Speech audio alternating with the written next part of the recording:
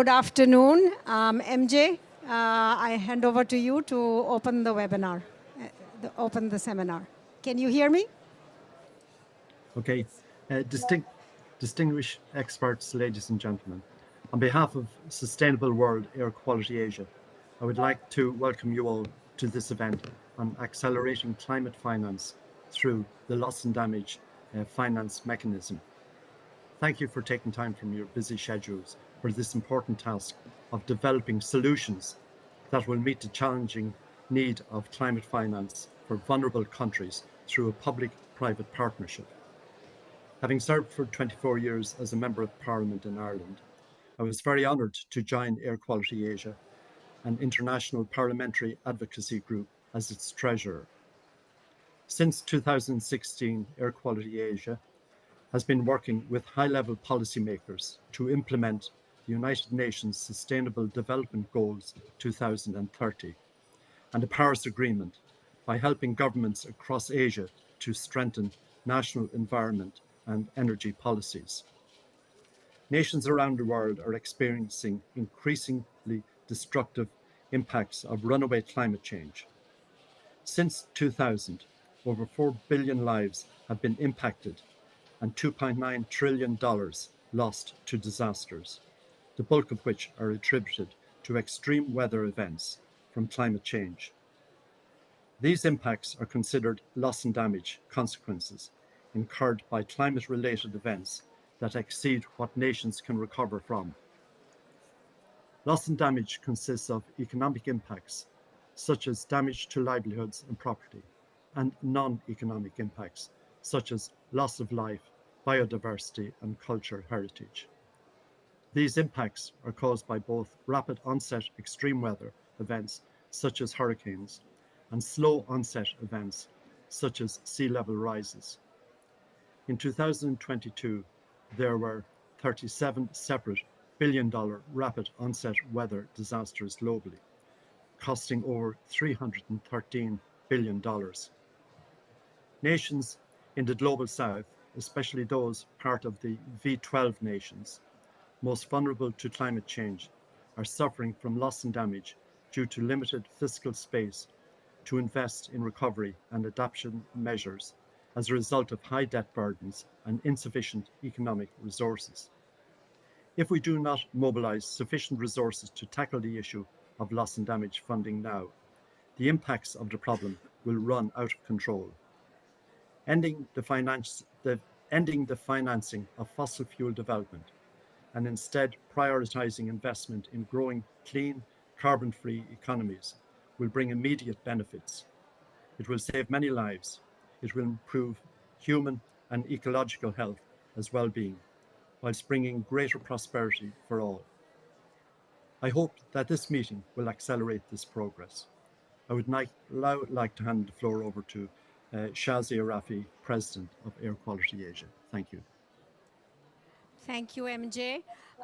Before I make my introductory remarks, I wanted to introduce Honorable Fariz Ismailzadeh, who is a member of the parliament from Azerbaijan, and he also is the Vice Chancellor of their university.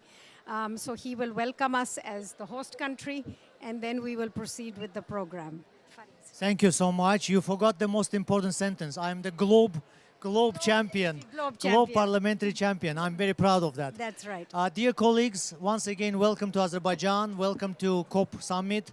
Very honored to be here with you. I am an educator, but as far as I understand, the finance issue is the most important issue to the climate change. I have been hearing a lot of stories about how the banks and generally finance organizations should support the climate change process, the fight against climate change. And recently at Ada University, at my university, we organized a conference with Azerbaijani banks.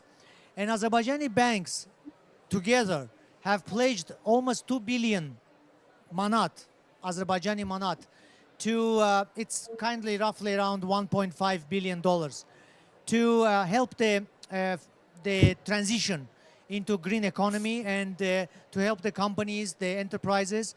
I think this is quite a good contribution from Azerbaijani financial sector. And as a government of Azerbaijan, we have prioritized the finance issue. We have been focusing a lot on this loss and damage fund. And I think that in the future, Azerbaijan as a country, which has provided a lot of assistance to developing countries through humanitarian assistance, development projects, educational projects, medical projects, I think that Azerbaijan will be very interested to participate in this process. We have already pledged a lot of assistance to our neighboring countries.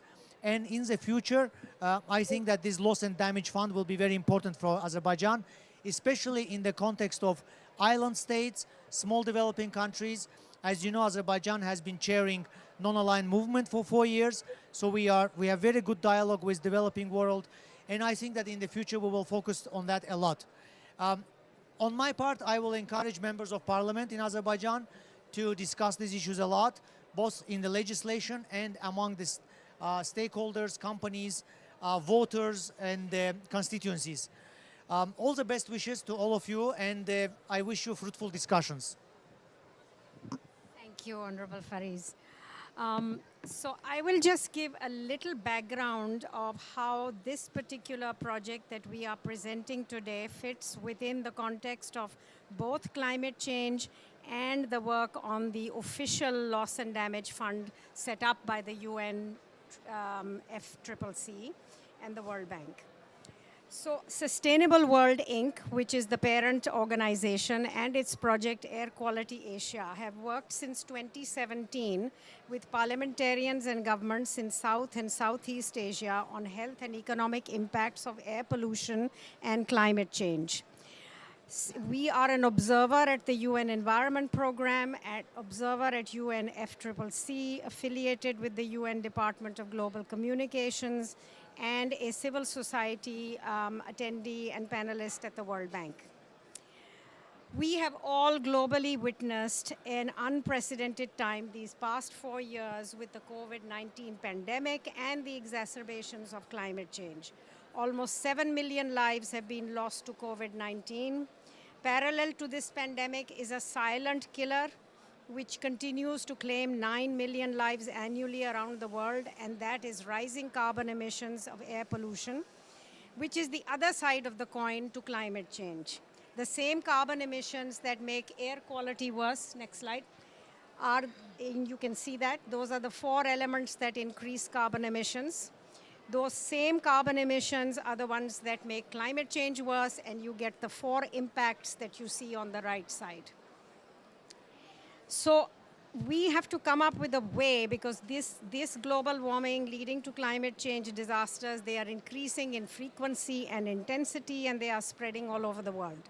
Since climate change is hard to measure, air quality monitoring gives you, parliamentarians and policymakers, a way to measure progress or failure in real time.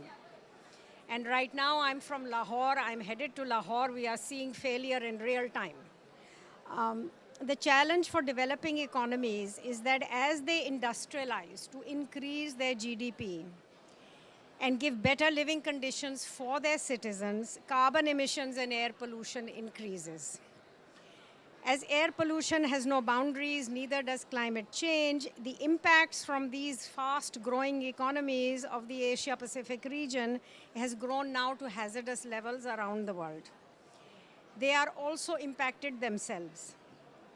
A decade ago, in November 2013, we formed the Parliamentary Working Group on Clean Air. Pakistan was part of that working group, and the Chairman Senate, Nayar Bukhari, was the one who proposed at the UN the right to clean air added to a resolution at the IPU meeting in November 2013. This was adopted, and we did a year's worth of intense negotiations to get the UN SDGs 3 clean air targets.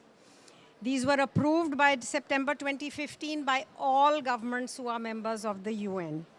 They are specific, they define the sources of air pollution, the mechanisms for implementation and monitoring. So when governments say, you know, we don't know what's causing it, we don't know what we have to do, it's all clearly there, and they've all signed on. In the parallel process, all countries also signed and ratified the Paris Agreement on climate change, which legally binds them, because their parliaments have ratified them, to an overall global cap on carbon emissions, total. So the issue is not that we have to do it. We've already said we have to do it. We've already signed on. We also know how to do it. It's where to get the money and the will to do it. The will lies with you, members of parliament. The money lies, unfortunately, in the private sector.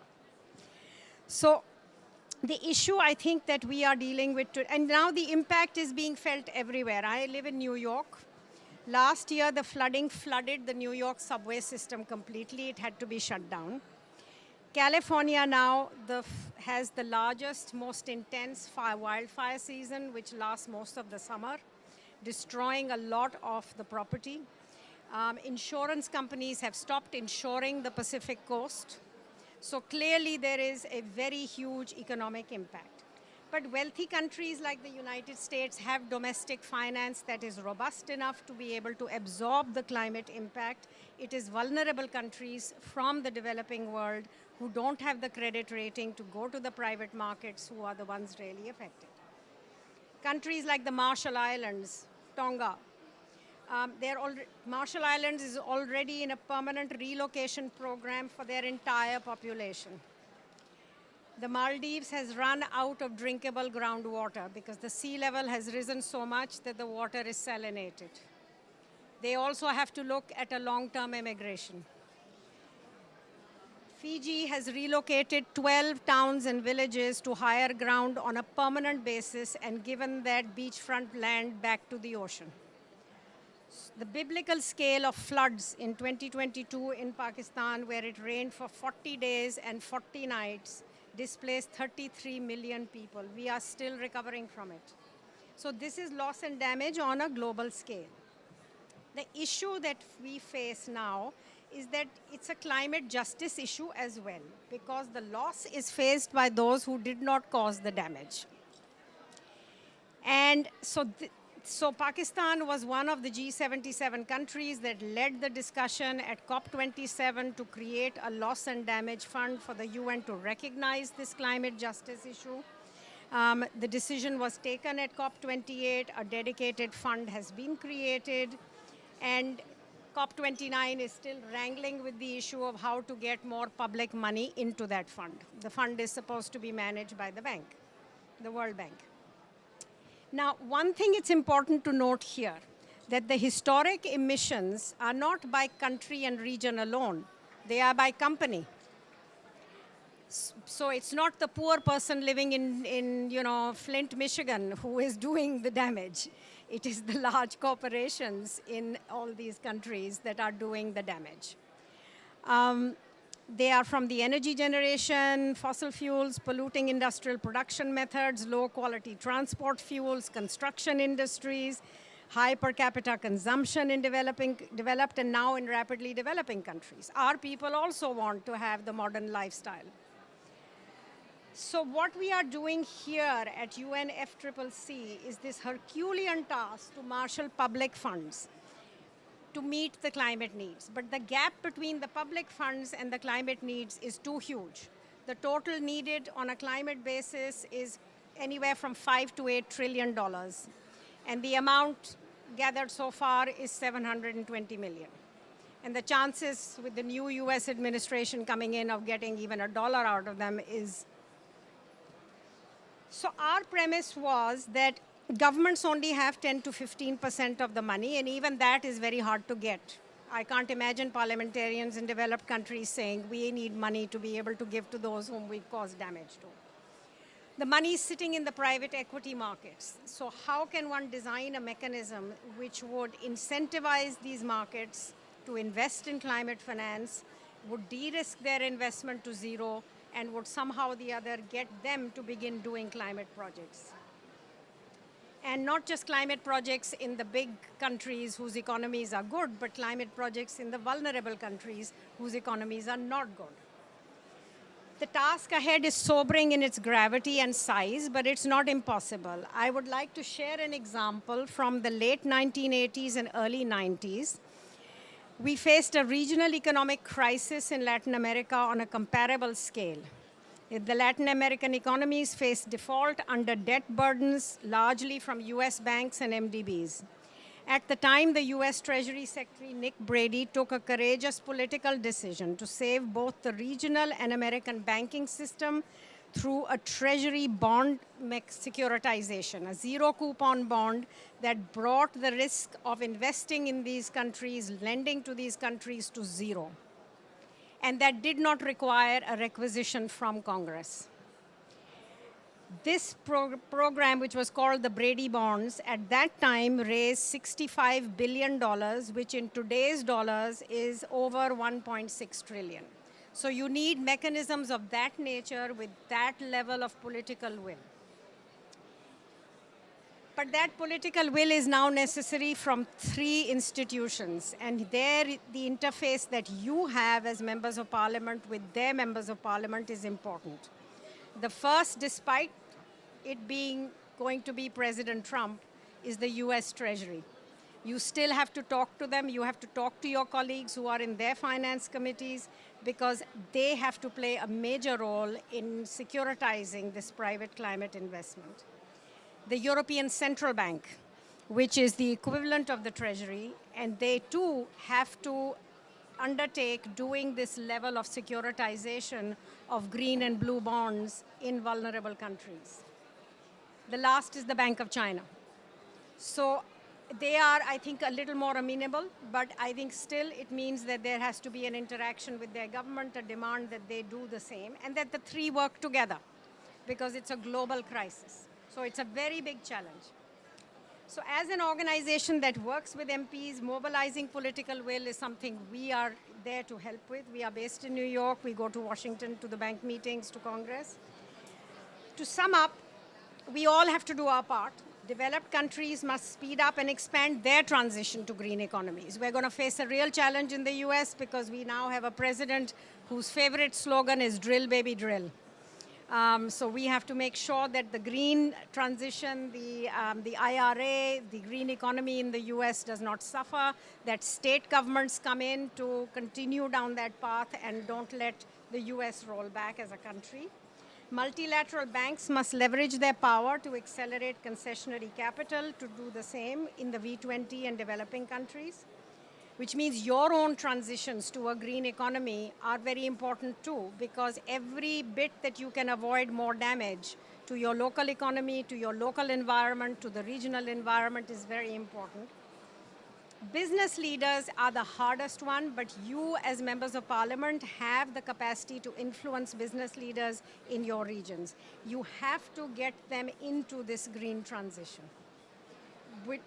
Whether it is through some kind of carrot or stick method, through your powers of legislation, your powers on taxation and subsidy, that is where you've got to do it. And you have to stop subsidizing the polluting industries. You also have to work with civil society because their combined power is needed for a global green transition.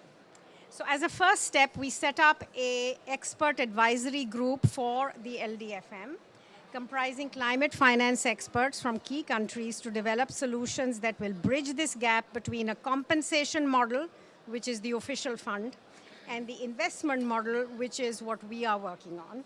Today, I'm pleased to present the preliminary results from the EAG Working Group 1 and Working Group 2.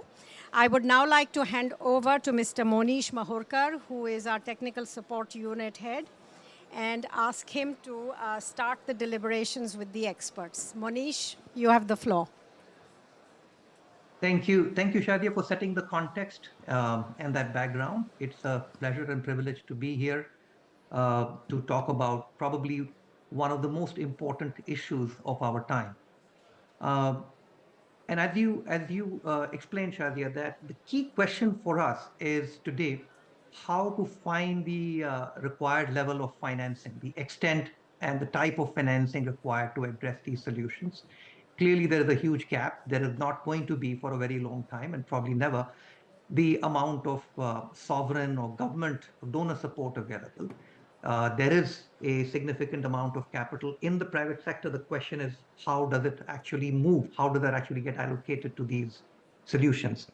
So before I turn over to our panel members to offer some insights, maybe I can just summarize how, at least from my perspective, I view climate finance. So we can think about it essentially in three pillars. The mitigation part of it, financing reduction of emissions, is probably the best understood, and that is also an area where probably much more progress has already been made, and we have had a significant amount of private capital flowing into mitigation finance. Uh, the second pillar, which is harder, that is adaptation, which is recognizing that we are already in a warming world. We need to make our infrastructure more resilient, and adapt to the likely effects of climate change. So that's the second pillar, where we have seen some investment, probably again more from governments, but with some limited private sector participation. The third pillar, which has become much more significant, is the real focus of today's deliberations, which is loss and damage finance, which is knowing and recognizing that damage will already happen with the impact of climate change. How do you actually recover from that damage? How do you protect against that damage? And how do you finance the required level of saving human lives and livelihoods?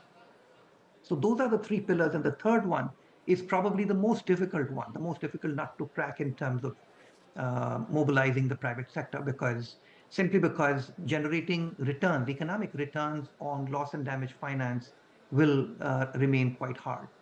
So with that little bit of background, let me now turn over to our panel members, perhaps starting with Dr. Viral Acharya, to share a little bit of his insights from the working groups, reviews that we did in the space of attracting private sector.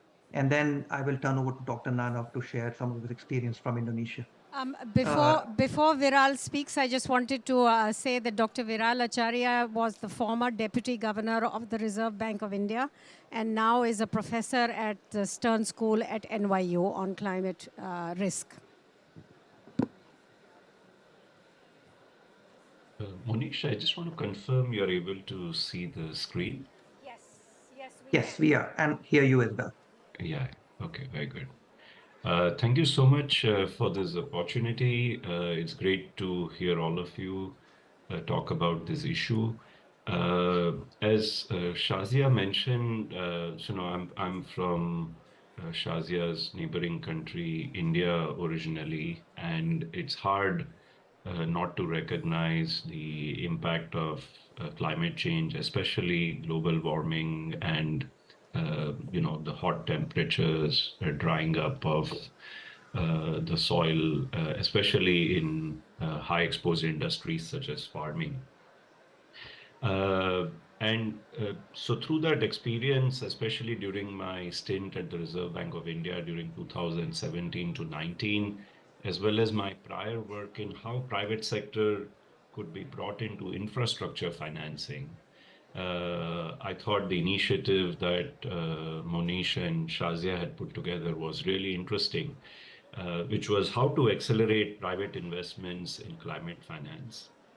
And I thought I'll just share some of the insights from the work we did in our forthcoming report, as well as some things that we have learned from the space of private financing of infrastructure in other parts of the world. So, needless to say, this is a very large need, and I think there are different ways of thinking about it, which is that we have to manage the transition of going from, very high level of greenhouse gas emissions to reducing them to a level where we can maintain the temperature rise at, say, 1.5 degrees Celsius for the planet as a whole. Now, there are many estimates out there that economists and others and climate scientists have put together. And essentially, the transition to the green, of course, involves, phasing out of existing carbon emission intensive sources of energy. But of course, hand in hand with that has to be the investments in green energy sources. So technological transformation, technological innovation, directed technical change, whatever is the fancy term one likes for this, has to happen in parallel with the phasing out of these greenhouse gas emission intensive fossil fuels. And on the right, we just have one estimate of such needs. You can see that it involves a mixture of investing in renewables, investing in electrified transport. And some of these are very big challenges. Many parts of the economy right now are not electrifiable. Think about air transport or maritime transport or peak load capacities in several industries. And so one argument usually given for continuing the reliance on existing forms of fossil fuels is that, there's no other way to meet peak load capacity. And so clearly technological transformation has to happen, which involves not just innovation, but also electrification of different parts of the economy at a fast pace. And, these numbers may seem large, but just putting them in the scale of the Inflation Reduction Act in the United States, they actually seem of the right order of magnitude. Now, I think Shazia already touched upon this, which is that, so one is that need for directed technical change. Simultaneously, of course, climate scientists recognize that another key pillar, maybe perhaps a second order pillar, but a key pillar has to be mitigation, adaptation, and resilience. And recognizing that the transition risk and the physical risk challenges of climate finance are not necessarily separate, so that the incidence of physical risk, which has already increased dramatically over the last 10 years, in grand scheme of time, that might seem a short window. But even most climate scientists have sort of thrown up their hands saying, listen, we don't understand the pace at which the physical risk is manifesting itself. And so there's an immediate impact of that in terms of losses and damages. I was giving examples of Indian farmers, but of course there are natural hazards taking place, not necessarily the slow moving heating of the planet, but just acute chronic stresses materializing in the form of damages that affect specific individuals, households, workers. And as Shazia mentioned, sometimes the insurance markets are not able to keep up with protecting the societies against these losses. And my sense is, whichever way one looks at it, whether it be paying for the cost of transition, whether it be undertaking investments in mitigation and adaptation, whether it be dealing with the damages that arise when hazards occur, I think one way or the other, the societies are going to have to recognize that there is some fiscal transfer and redistribution involved in dealing with climate change, which is that the impact on energy prices, the need to make investments are going to be felt stronger on the financially constrained parts of the society, such as poor households, small businesses, etc. So that creates its own need for financing, I would say, especially in lower income countries. And that is where the challenge of getting private finance actually to meet a part of the needs might be the greatest. Now, the good news is that if you look at the investor landscape, this is just meant to show that actually there's a very complex world out there. And I mean to highlight here the number of boxes as the number of possible types of players who could come in, which is that, in my view, when I looked at infrastructure finance for the world, it became clear that actually source of finance is not the problem. There's enough private financing in the world to fund the entire world's infrastructure needs. I would say probably the same is true even for climate finance. But what is the problem? The problem is that public sector players, which includes governments, green banks, development banks, climate funds, they might be willing to provide the financing without sort of, let's call it like too much of a risk return view of these financing. They might internalize the climate change externalities. They might be willing actually to provide guarantees and take on the first losses. They might be willing to absorb certain amount of losses, being public sector entities and benefiting from the externalities politically or just through climate change in the right direction. But that pool of money is not necessarily that large. Okay, so we're talking about low-income countries. So by definition, their pools of finance are not as high as government bodies, either because of lack of high tax revenues or because of lack of credible sources of borrowing for them. However, coincident with the rise of climate change has been this phenomenon that actually even the advanced economies of the world are now quite strapped fiscally. They have actually sort of bloated their balance sheets over the last 15 years, and many of them, as we saw in Europe, have even experienced sovereign debt issues of there. So it's reasonable to accept politically and financially that that pool of money is unlikely to be available in the large quantities that is available because they are hitting their own balance sheet constraints.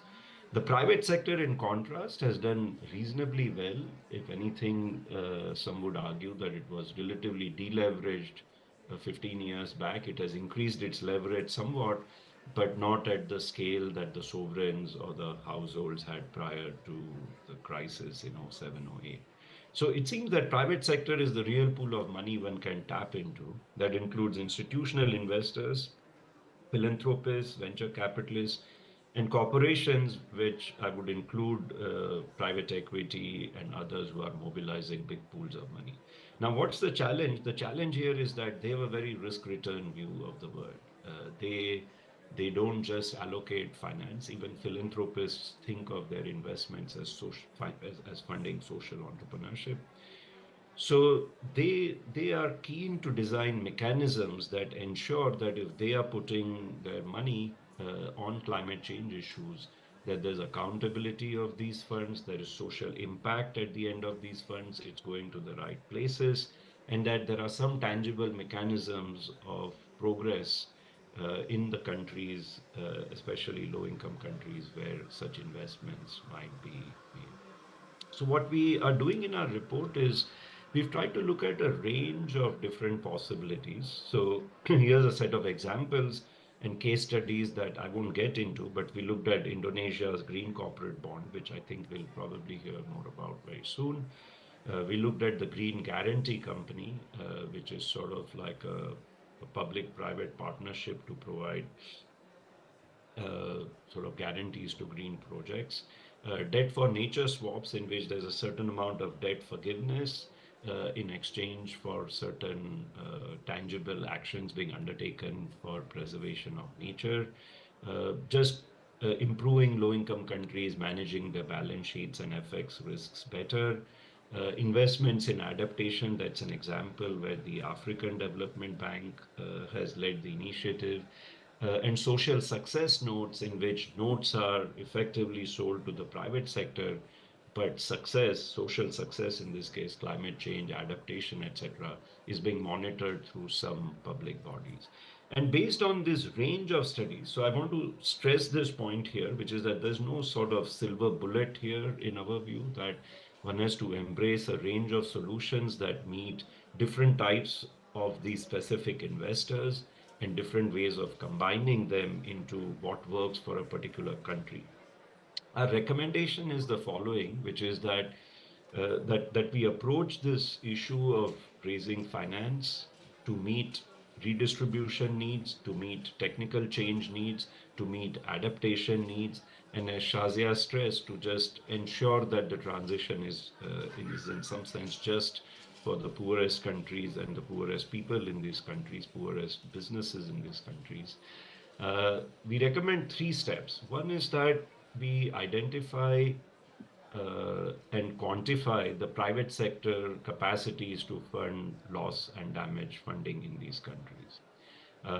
What are the most likely sources here? In our view, large globally diversified firms, this could be global corporations, global insurers, private equity firms, many of whom who have already made net zero commitments. They are potentially, in our view, the Stackelberg leaders of these changes. They have made their commitments to themselves becoming net zero. Many of them interpret that to mean that they are going to make investments in the three areas we discussed. Once again, to repeat, technical change, uh, the adaptations, and third, the fiscal redistribution needs. They may or may not necessarily have each one of these fully on board, but we think they are the best positioned given their commitment to climate change and given their global presence to actually be Stackelberg leaders for these loss and damage financing. Second, and to me, this is the key, which is that even when you think about infrastructure financing in poor income countries, as I said, the problem is not the lack of finance. The problem is, can finance be made credible? Can finance be given the confidence that it will reach the places where infrastructure financing is supposed to go? Will the finance that is provided by the private sector in infrastructure finance create the kind of multipliers on growth that they are marketed when infrastructure financing is sought from private parties? The same way, selling climate finance to these private investors is going to require creating enabling environments. And we think this is where perhaps a lot of investments need to be made. If you look at a developed country managing its climate change, governments have bodies which are collecting granular data on hazards and quantifying and keeping archives of what damages are resulting from individual hazards. They are naming hazards, which makes it possible to write insurance contracts, because unless a hazard is explicitly acknowledged through a public body, the contract doesn't remain enforceable. Uh, in many countries, when insurance is being incentivized to be provided against these losses and damages, you need flexible insurance pricing. Even in the United States, actually, states are unfortunately beginning to intervene in the pricing of insurance, which then has resulted in a breakdown of markets in states such as California and Florida. And to even if private sector was to partner with the governments to agree to a fiscal redistribution, they need to be sure that the transfers are going to be delivered in the places where they are supposed to go in an efficient manner, in an accountable manner. Creating these government capacities, country level capacities in low income countries, perhaps might be one of the best steps that we could take forward so that financing can then follow naturally. And third, the key piece though is that this is a big risk. Transition may or may not happen. It may not happen in a timely manner. Losses may materialize along the way to be large, potentially. And so private sector may perhaps not be willing to bear all the losses right away until they have a certain level of familiarity with a particular country or confidence in its environments and ability to direct financing.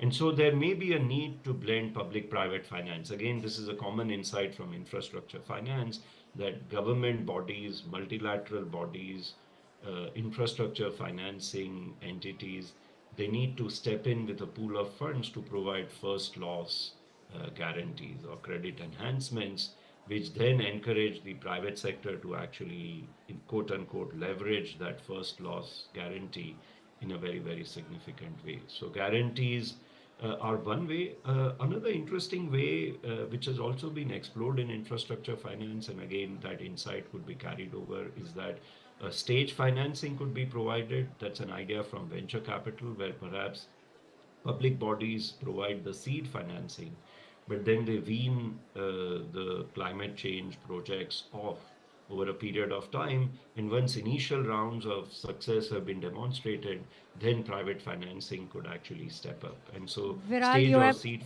just one financing. more minute. Just one more Yeah, minute. absolutely. Yeah, I'm done. Yeah. And then the last pieces of this are, there's capacity in the developed economies, in their institutions, to directing technical change. A lot of progress has been made on green and renewable energies. In fact, I would say perhaps even some emerging markets are making rapid strides in this progress. how do we transfer this knowledge over to low-income countries to help them move forward? So these are the three areas that we recommend based on the case studies that we looked at. And these case studies are available in detail in our report. We'll be happy to share you the detailed presentation if that's of interest. Thank you, Shazia. Thank you, Thank Dr. you. Thank Acharya. you. Yeah. Please go ahead. That's, I think those are some great insights. And as we work on some of these case studies, it again served to highlight how important these are. And if I had to just reiterate a couple of couple of the most important insights from this work, that in the case of attracting private sector capital, quite a bit of the onus also shifts to the recipient country, to the potential beneficiaries, because it's all about creating the right enabling environment so that the risk return equation for the private sector can be made to work. Now, whether that is through longer term stable policies to encourage private sector capital, or it is, as Viral pointed out, a certain amount of blending or de-risking offered by through public support, all of these ultimately are required to make it attractive for private sector to come in and finance some of these most significant climate related priorities. Now, in our case studies, as well as our review of climate finance overall, we certainly found that Indonesia is one country which has been a leader in this space, and some of our case studies actually picked up on some very innovative transactions done in Indonesia. So we're fortunate to have Dr. Nana Riana here to to share his insights from Indonesia's experience and how this was made to work, and what can other countries, developing countries, learn from that experience. So, Dr. Riana. Thank you, Mr. Manish. Good afternoon, everyone. It is very honored to be here. I'm very glad to share our experience, how we deal with loss and damage finance mechanism in our case, in Indonesian case. So, would you please share my slide, or would you do you want me to share our? Okay, that's it. So for the loss and damage finance mechanism, I would like to stress on two mechanism in the case of Indonesia. First of all, I would like to please to next slide. First of all, would talk about instruments um, instrument context here. So in terms of instrument context, we've been knowledgeable, we've been recognized by the global that we are the pioneering the green sukuk issuance since 2018. And some of the use of proceeds of this green sukuk issuance are directing to recover the sustainable disaster recovery plans in the area, in Indonesian area. And also we issued a blue bond in 2022, and also this proceed of the blue bond also directed to mitigation and adaptation financing in terms of resilience to climate change. And in terms also on the instrument context, we also develop what we call as blended financing. I believe what Dr. Viral has mentioned before, that blended financing will involve financing not only from the government side, but also from the private sectors to develop sustainable financing.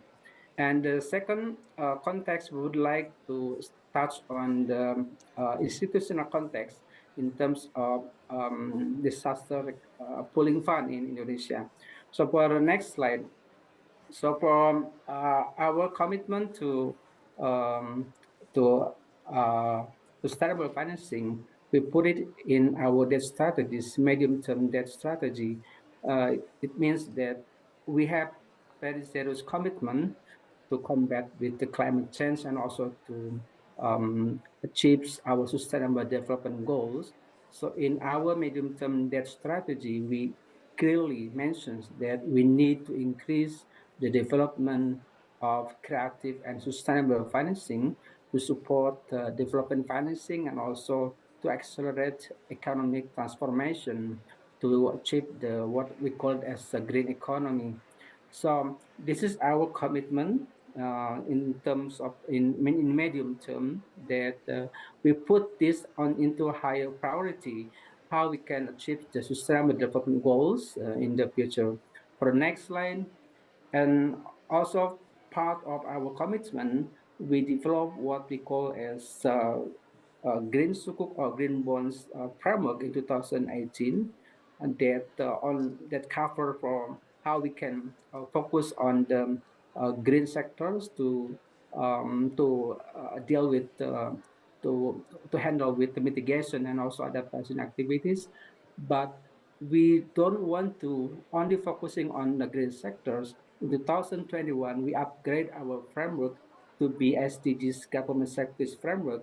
In this case, our framework is not only cover blue sectors to deal with the adaptation and mitigation activities, but also we deal with a blue focus as well as social focus.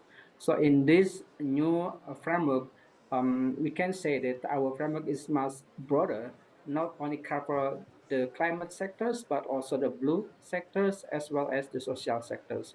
So this is just to show you that we have a really high commitment to achieve our SDGs target in 2030 and also to achieve our national determined contribution in 2030 that we pledge our we put our pledge to reduce the house gas emission in glasshouse gas emission in 2030 by more than 32% if we do it by ourselves. And if we get international support, we have to achieve at least 42% of the emission reduction. For the next slide, please. So this is our thematic financing instrument in Indonesia. As I mentioned before, we issued green sukuks in 2018. In total, we issued in global markets until now is 6.6 billion US dollar in the global market. That the first milestone that recognized by the world that we are as the first issuer of the sovereign green sukuk. And also, we not stop there. In 2019, we also developed retail domestic green sukuks that we sell to the individual investor in domestic market by using online platform. In this case, that individuals investor can also support, can also participate in combating climate change by buying our retail green sukuk by only 1 million IDR, or it's about like 60 US dollar per tranche. Yeah. So this is how we can put and also drive our individual investor to be like more financial inclusion in our context. So by introducing our retail green sukuk in 2019, we can see that the participation of millennial generation increased significantly. If we for the previous issuance, when we issue in with the offline platform, it means that the individual have to come to the nearest branch offices of the bank just to buy our retail sukuk. By introducing our online platform, and individual can buy by using mobile phone, website, basis, and so on. So this is very handy for young generation. That's why by introducing this mechanism, the number of participation of young generation increased until like 50% of the total investor of the retail green sukuk. And we also, as I mentioned before, we also issued the blue bond in 2022, but this is in the Japanese capital market in terms of samurai bond. And all the things of this financing instrument also they are also directed addressed to resilient to climate change. That also very useful as a part of risk reduction in our country. For the next slide, I think for the next slide, this is the total issuance of our green sukuk, both in global market and also in domestic market. For the next slide, this is our blue bond issuance in 2023 and 2024. We can see here that the proceeds of this blue bond also directed to address the disaster management and risk reduction, and also in for coastal vegetation plantation for disaster mitigation. And this is to confirm that both in the green sukuk and also blue bond, we specify this proceeds are to address the disaster pooling fund in our country. Next slide. For the next slide, this is also the allocation of green sukuk. Just to prove that our green sukuk allocation also support disaster risk reduction in terms of resilient to climate change for highly vulnerable areas and also disaster risk reduction. And for this project, we also can say that the total emission of emission reduction until now is more than 10 million tons of CO2 equivalent. So this is also to support and also to prove that our commitment to reduce greenhouse gas emission justified. For the next slide, please. Dr. Rihanna, 1 more minute. Thank you. Yeah, 1 more minute. This is my last slide. So in terms of institutional context, we're now developing what we call as disaster pooling fund in Indonesia. But the development of this disaster pooling fund is until the progress right now. We still need to work together with ministries, with the line ministers from the national planning agencies, from the environmental agencies, to put this one into one scheme together. So the mechanism of this disaster pooling fund basically is how we can manage and pooling and collecting, recognizing and distributing specific funds that we collected that we collected from state budget, from municipal, from international support, and also from communities. And then we manage by using a special fund management institution, what we call it as public service agency. This public service agency will have authority to manage this fund, to put in investment, also to put in insurance, just to make like a commercial return. And then after have some like a good return, they're gonna have managed for the fund allocation, both from technical ministries, municipal, and also communities that they are in need to get the disaster pooling fund in Indonesia. So this is I think the basic idea what we call we have done in Indonesia by introducing our disaster pooling fund. I think that's all my presentation. Thank you, Saskia. Back to you. Thank you, Dr. Rihanna. I think this is really interesting, and thank you for leading the way in both setting up very organized frameworks for addressing climate finance, including disaster risk financing, but also I think in looking at various innovative types of instruments, which I hope many other countries can learn from as well. One interesting point I picked up from the way you approached it, and I think that's quite useful to understand, is that good climate finance frameworks and policies are also good for development overall. So all of these, whether they pertain to overall longer term development or financing of infrastructure, as Dr. Viral alluded to earlier, the approaches to get private sector capital into these areas are very similar. So there are a lot of synergies across these areas which are worth looking at for other countries as well. So with that, Shadi, let me turn it back to you to take the program forward. Thank you very much, Monish. And I am now going to ask the next panel, which is led by Honorable Naveed Kamar, who is a member of parliament, chair of the Finance Committee in Pakistan, and also on the board of Air Quality Asia.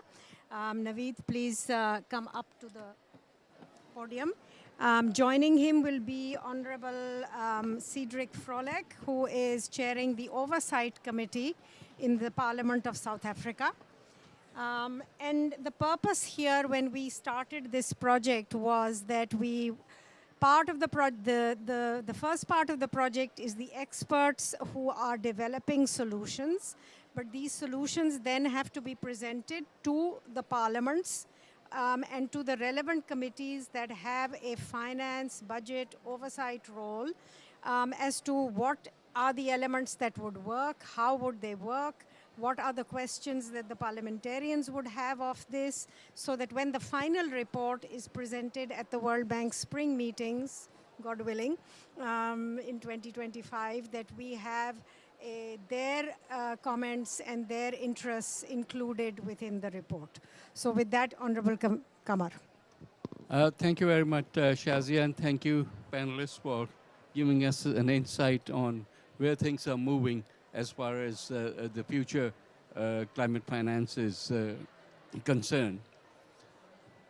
We, the parliamentarians in particular, are the ones who have our roots in the people and are directly responsible and answerable to them once we start seeing the effects of climate change in our areas. The 2022 floods that Shazia alluded to, and then another flood that preceded that some 8 years prior to that. We have seen spread of water which was larger than most countries of Europe in just one single spell of rain that happened, destroying lives, destroying livelihoods, destroying agriculture for years at end, from which it becomes very difficult for people to recover. So, and yet, we have not, as a world, moved at the pace that is required. We have not as yet been able to shake up the conscience of the world that these are things that will, in the end, result in damages to the entire global economy.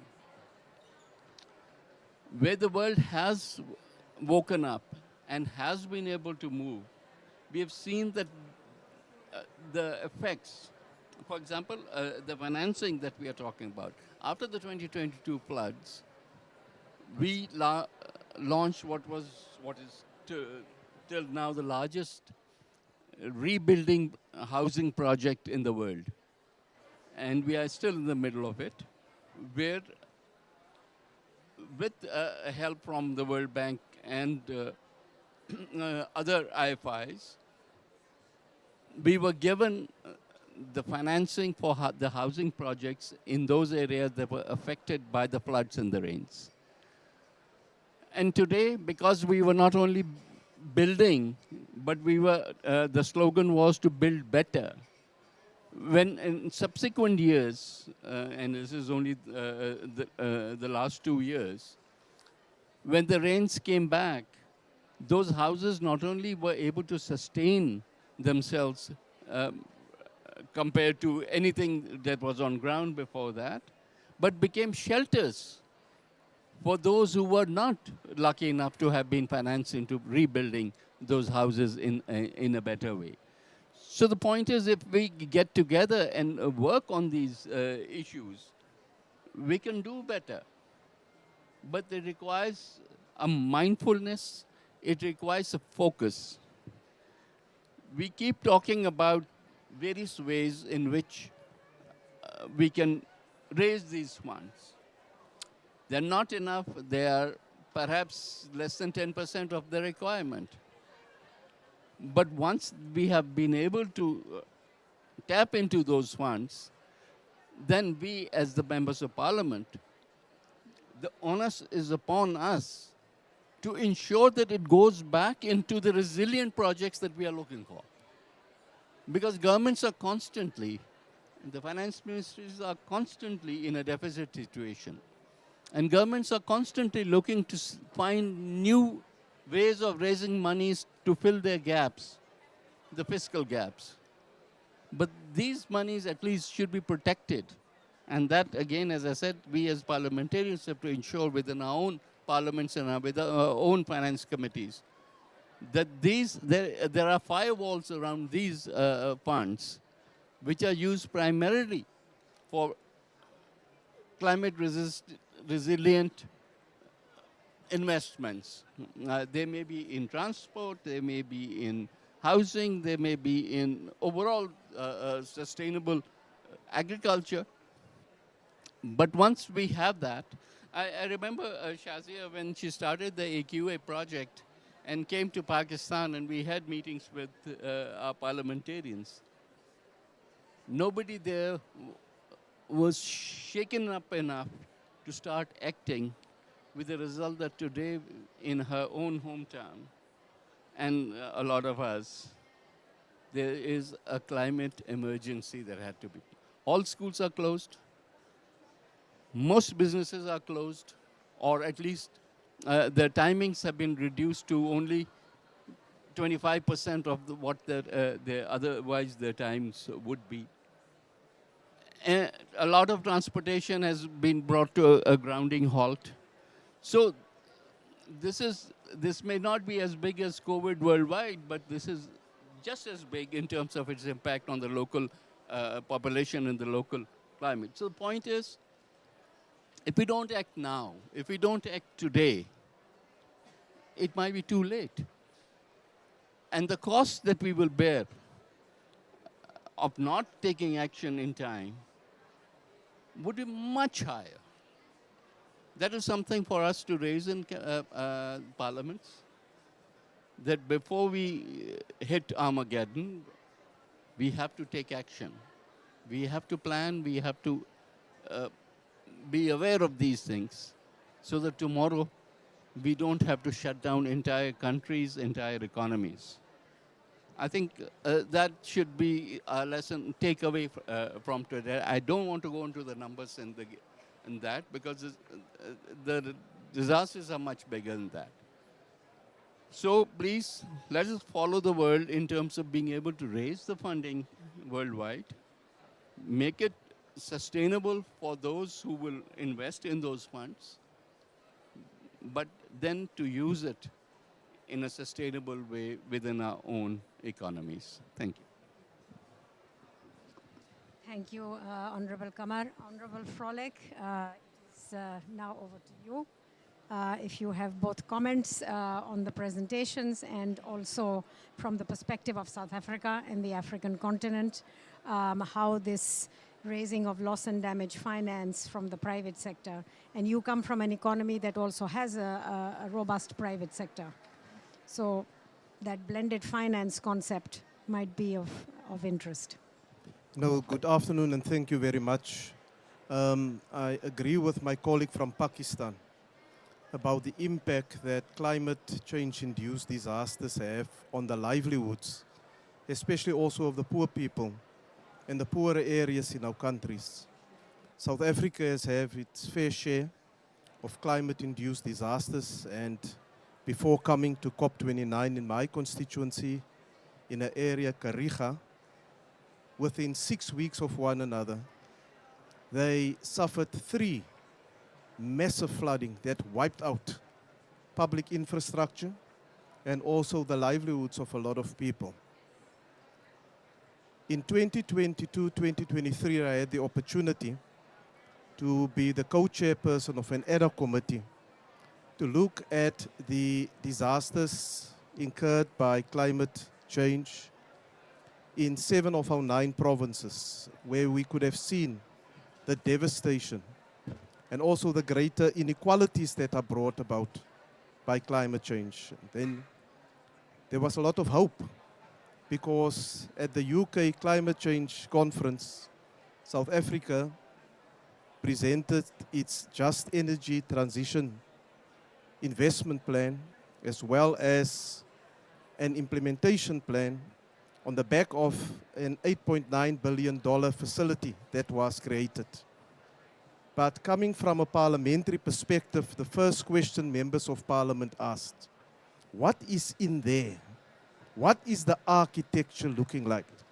And it came as little as no surprise to notice that 93% of it, of the funding that was made available, in fact, are loans. And in our parliament, we are very mindful of not putting future generations into a debt trap for disasters that was not caused by the very same poor people. However, we are acutely aware also of our responsibilities under the NDC. And there's various initiatives, of course, in South Africa, working in the greater African context, where we see the African Development Bank playing a greater role when it comes to the issuing of green bonds, hybrid bonds now, which includes the green bonds and the social bonds, to provide financing, working with international partners. But ladies and gentlemen, honorable members, the scale is simply too low. The commitments that are given are not, and that appears on paper from the international finance institutions, just remains ink on paper. And the difficulties associated with accessing the finance in the first place, and then secondly, getting commitment from the private investors is simply not there. It's proving extremely difficult. Now, I want to raise the following issue in terms of loss and damage, because before coming to this conference here, I attended another investment conference on green finance in Turkey, hosted by the Climate Parliament, and in informal discussions that was later confirmed coming to COP with fellow members of parliament from other countries, you can hear the negotiators now even talking about Article 6 that deals with loss and damage, saying that it's possible for the developed countries in the Northern Hemisphere to revisit their commitment under Article 6, loss and damage, and to say, but we also suffer loss and damage in our own countries, and why can't we offset the money that we put in place for dealing with damages in our own countries against the loss and damage fund? Now that will be the end of the loss and damage fund. And I think we must all be mindful of that, and we must encourage our country negotiators, especially us from the global south and those that are affected by the climate change-induced disasters, that it simply cannot happen. Any tinkering with Article 6 of the Convention will prove disastrous to the small island states, but also our countries that has been severely impacted upon. Yes, we as parliamentarians do have a responsibility to go back and look at our domestic laws, regulations, to ensure transparency and accountability for funds that are received. But we must repeat the call that the finance needs to be scaled up. It must be made more predictable. You must ask yourself the question, what is the eligibility criteria? Who qualifies? How do you access the funding? How predictable is it? Who stands first in line to benefit from it? Because that is the detail that is currently lacking. Saying that there is a loss and damage fund is highly commendable, but if it is increasingly uncertain and unpredictable in terms of its access, then it's going to become ink on paper that will be very, very difficult for the developing countries of the world to access. Thank you very much. Thank you so much. And yes, it is the reason why we are trying to develop possible parallel complementary solutions from the private sector end rather than the official fund because of this ceiling on public finance into that fund. We now actually have one of our former members She was a member of parliament, but then she got promoted to being deputy minister. So I would like to welcome Honorable Diaroro ST Vidyaputri with us. She is now on the screen. Unfortunately, she is signed on as Sahar for some reason. We'll have to make sure. Hello, ST. Please. Hi, I'm not sure No, no, no. I why, think but they have to just fix the name. Welcome, okay. and please, you have the floor. Are you able Thank to? you so much. Yeah. Yeah, so can you hear me okay Yes, over we there? can hear you. Would you like to? All right, perfect. Yes, all right. Bismillahirrahmanirrahim. Assalamualaikum warahmatullahi wabarakatuh. May peace and blessings be upon you all. I'd like to firstly convey my regards to Shazia. Thank you so much for inviting me and allowing me to be a part of this incredible session. Honorable Naveed Kamar, MP from Pakistan, Honorable Tahir, MP from Azerbaijan, Honorable Cedric, MP from South Africa, Honorable Sahal Al-Bazar, MP from Egypt, Dr. Fares, again from Azerbaijan, Honorable Matthew, Mr. Harry, Dr. Viral, Dr. Nana, and Mr. Monish, distinguished guests, ladies and gentlemen. Firstly, I wish to be there. This is something that I attend annually, but given my recent post, I and as well as the schedule that I have here, I'm unable to attend in person, but I'm grateful to at least be a part of this session today. Firstly, it's an honor and a privilege to be able to share with you regarding our government stance on the advancement of sustainable trade system for Indonesia. Second of all, I'd like to also extend my gratitude to the organizers, as you know, COP is a very intriguing, it's a very interesting space to be in, to be able to share multiple progress in which has been enacted within different parts of the world. As you might already be aware, we have the target of what we call as the golden age of Indonesia by 2045. So this is how we are optimizing on our demographic dividend, where a majority of our population are of the productive age, as well as our current president, Bapak Prabowo Subianto, is very keen in achieving an 8% economic growth rate by 2029. And on one hand, I also believe that trade facilitation and expansion is important to achieve these goals. And on the other hand, we also have to take into account the geopolitical and geoeconomic issues, as well as climate change, being that this poses a significant threat as well, and as well as the challenges that it may carry. And so what is more important is that we need to transform these challenges into opportunities, how we can then create an added or an additional value and improve people's welfare. For us, the issue of loss and endemic finance is an issue that has been discussed in recent years, and is not just a matter of equity or justice, it is also a matter of survival. And Indonesia, with its vast archipelago, we are one of the largest archipelagic countries in the world.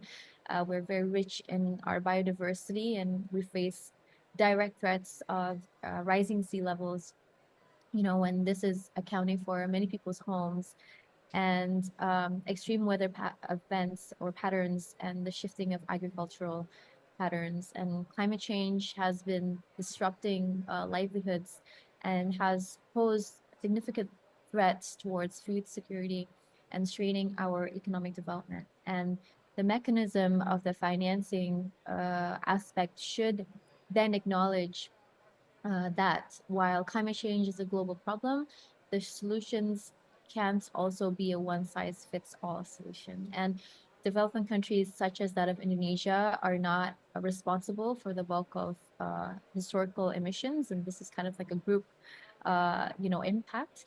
However, we are among the most vulnerable ones, and the finance committed to the loss and damages, therefore, not a charity. If anything, it should be seen as a necessary investment in the resilience of our countries and in the global effort to reduce the human and economic costs of climate change. Again, I wanted to amplify on the fact that this is a group effort, and I always stress during several COP conferences where developed countries who have reaped the benefits, for example, from the oil and gas sector, and have gone through an incredible process of industrialization, could then give aid to countries that are still struggling or are still either least developed or are developing countries in order to then exchange with that regard. And this is something that I think should be considered in the years to come as well. And for Indonesia alone, we have the target of decreasing greenhouse gas emissions by 32%. And this has increased quite substantially in respect and also in accordance to the target earlier, which was set in 29%. But again, there's multiple efforts that needs to be done, and across ministries is really important to then enhance the kind of collaboration. And this is something that Bapak Prabowo, our president, is always keen in pushing forward, how several ministries can work together in finding solutions to decreasing greenhouse gas emissions. And I believe that this is something that a lot of other countries can implement. And I wanted to also stress on the fact that sustainable trade can play a pivotal role. For instance, this can enable mitigation and adaptation. And we acknowledge that trade has a role in providing access to the products, raw materials, technologies, and several necessary items to then support sustainable green economic growth. And I want to give you a little bit of an example of what is happening in Indonesia in recent years with regards to downstreaming of our natural resources. And this is something that the president is quite intent in fulfilling as well. With the abundance of nickel, for example, we are committed to creating domestic value added within the nickel industry, which supplies to other industries' production processes. And this includes automotives, electronics, household products, including battery for electronic vehicles as well. And again, electric vehicles are predominantly needed to then decrease greenhouse gas emissions within the transportation sector. And so this plays a pivotal role in enabling this in Indonesia. And this in itself is an example of our commitment to contribute to the global sustainability agenda, and how we can really just incorporate and create a sustainable future. And lastly, I wanted to also convey that as part of a joint initiative called Action on Climate and Trade, or ACT, developed by the WTO Secretariat, the World Bank Group, and the World Economic Forum, our government has been working with those organizations on priorities at the nexus of trade and climate change for the past 6 months. And these are just some of the things that we are currently trying to push forward. And there's also, carbon trade that is trying to be enacted in Indonesia. And we also need to acknowledge that when we speak of emissions, this is very much attributed to different sectors. And across ministries in Indonesia, we are trying to play our part in making sure that we do create that sustainable future. This is not an easy task and is not something that can be done, with the blink of an eye, or through just flipping a coin. So I think collaboration and working together is really just key. And I wanted to end with the notes of what we call as gotong royong. And I always say this in every chance that I get is, and it has a very special meaning. It means how we can work side by side together and in achieving a particular target. And I do hope that through today's conversation, not only are we able to network and learn from each other's insights, but also be able to create that, a perseverance in fighting for a better future for all. And I think that's really important to keep going and to always have that in the back of our minds. Shazia, thank you so much, and I hope this is useful and can be an added value to today's conversation. I wish to be there, I really do, but I hope I get to see you in another opportunity. Thank you so much. Absolutely. Thank you very much, Honorable ST. I might add that, I'm personally very proud of what she has achieved as a deputy minister today, because the first time I met her, she had just come out of university and was just attending. Her father was on our board, and she was sitting in the back taking notes furiously. So she clearly took the notes well. So, Mubarak, thank you. Thank you. Jazakallah khair. So we are now at the close of our seminar, and I am going to hand over to our Secretary Air Quality Asia, Honorable Harry Dunhoven, who is a former Minister of Trade and Transport, Energy and Transport from New Zealand. Harry, I leave it to you to close the meeting. Thank you, Saujia. Excellencies, honourable members of the National Assembly of Pakistan, distinguished participants, ladies and gentlemen, good afternoon and greetings from New Zealand. As we conclude this insightful panel discussion on the loss and damage finance mechanism here at COP29, it's my privilege to extend a heartfelt vote of thanks on behalf of the organisers. First and foremost, I would like to express our deep gratitude to our distinguished panellists for their thought-provoking insights, their expertise on loss and damage finance mechanism. Your contribution today has illuminated the pathways for action and collaboration, and we are inspired by your dedication to this cause.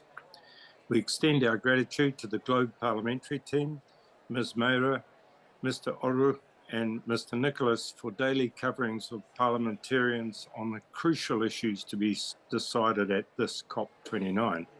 Your meticulous attention to detail ensured the event's smooth execution. We want to give special thanks to Honourable Dr. Fariz Ismailzadeh, MP, Director for the Institute of Development and Diplomacy, and the country of Azerbaijan for hosting COP29. I also want to thank Members of Parliament, Honourable Naveed Kamar, MP, Chair, Finance and Revenue Committee, Pakistan, who's also a board member of Air Quality Asia. Honourable Sahar Al-Bazar, MP, Deputy Chair, Foreign Relations Committee from Egypt. Honourable Cedric T. Froelich, MP, Chair, Oversight and Public Participation Committee, South Africa. Honourable Dia Roro Esti Widyaputri, Deputy Minister of Trade, Indonesia, Air Quality Asia, Indonesia. I also want to thank the members of the Expert Advisory Group, Mr. Monish Mahurkar, Acting Head Technical Support Unit, EAG, Dr. Viral V. Acharya, CV Star Professor of Economics, NYU Stern, Dr. Nana Riana, Deputy Director, Ministry of Finance, Indonesia. Finally, Shazia, a sincere thank you to you as President of Sustainable World Inc., Air Quality Asia, for convening this important meeting. Also to Matthew J. Nolan, Treasurer, Sustainable World Air Quality Asia, for his insightful welcome remarks, and to the staff, Dorota Piotrowska-Pelka and Denise Zainalova at Air Quality Asia for your dedicated behind-the-scenes work. It's been a pleasure listening to you tonight. I'm sorry I can't be there either, but it's a very long way to travel from New Zealand. And we are trying to cut down on emissions, so it's much better to do it by Zoom or Teams, whatever, Zoom. But can I say, we all really appreciate the huge work that you are doing to make this world a better place and to get on top of some of the problems that bedevil us at the moment. Thank you very much, ladies and gentlemen. Thank you, Harry. And thank you to everybody. I know there were many, many interesting events to attend, and we hope that this has led to some interesting questions on your part. We will be putting a lot of the slides on our website so that you can download them at your leisure. And when the final report itself is there, it will also be on our website. We hope to see some of you in Washington in April at the final session for the report. Thank you. Bye-bye.